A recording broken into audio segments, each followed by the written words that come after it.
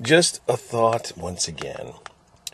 I keep saying the children of God, because that is how you say an A in Hebrew. God.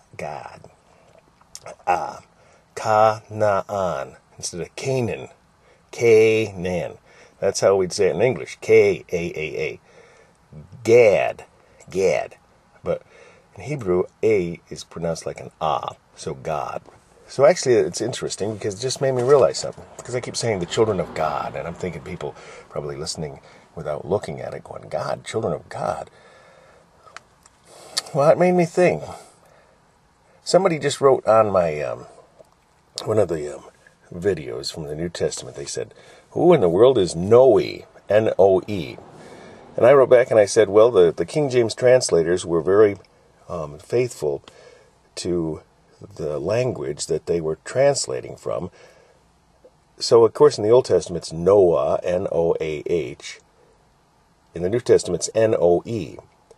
Because N-O-E is the translation of the name Noah, as we better know it as, from Greek. So they were faithful to the names. They didn't just say, hey, look, that's Noah, okay, so just write Noah. And there's a whole lot of instances of that. You read Matthew 1, those names, and you go back into the Kings or into the Chronicles or wherever you find those names, and throughout the Bible, you see there's a lot of names that are written differently than the way they appear in the Old Testament. Because once again, the King James translators were faithful to the names. Okay, well, here's the point. God is the same in the Old Testament and the New Testament.